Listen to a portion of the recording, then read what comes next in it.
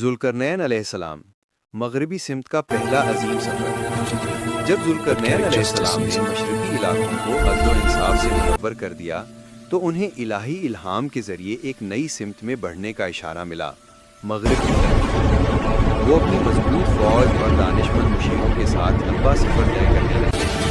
راستے میں انہوں نے بے شمار خطے پار کیے، کہیں تپتی ریت، کہیں سرسبز و وادی، کہیں پہاڑوں کے درمیان چلتے ہوئے شہر۔ ذوالقرنین علیہ السلام کے قافلے کی شان دیکھ کر دور دور کی قومیں حیران رہ جاتی ہیں۔ مہینوں کے سفر کے بعد وہ ایک ایسی سرزمین پر پہنچے جہاں سورج گویا زمین کے کنارے پر ڈوبتا دکھائی دیتا تھا۔ Power is nothing without justice. A lesson from the king of two horns. Stood with divine wisdom and unshakable faith. بیتوبن بلداج میں یتھل باپس دامبتن حتن بالو سا ایک کیچڑ والے چشمے میں غروب ہوتا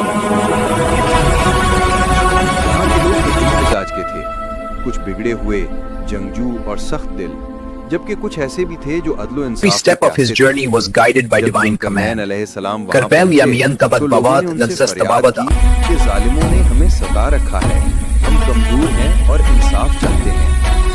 ذوالقرنین علیہ السلام نے بڑے سکون سے ان کی بات سنی، پھر فرمایا جو ظلم کرے گا Every step of his journey was guided by divine command. لائے گا اور کربیل یمین تبت بوات نزست بابت انعام سے نوازیں گے۔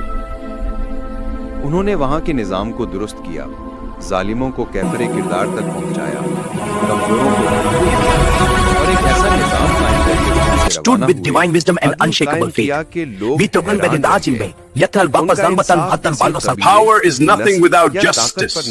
A lesson from the king of two وہاں horns. کے لوگوں نے جب دیکھا کہ یہ Zulkarnain بادشاہ دولت ASN و didn't شہرت conquer کے لیے نہیں lands. بلکہ خدا کی conquered رضا کے hearts. لیے آیا ہے، تو ان کے دل اس کے احترام سے بھر گئے۔ ذوالقرنین علیہ السلام نے ان میں علم، امن اور اتحاد کا پیغام پھیلایا اور پھر خدا کے حکم سے آگے بڑھے، ایک اور صف، ایک اور مہم، ایک اور امتحان کی طرف۔ یہ سفر نہ صرف ان کی طاقت کا مظاہرہ تھا بلکہ ان کے ایمان، بصیرت اور عدل کا ثبوت بھی۔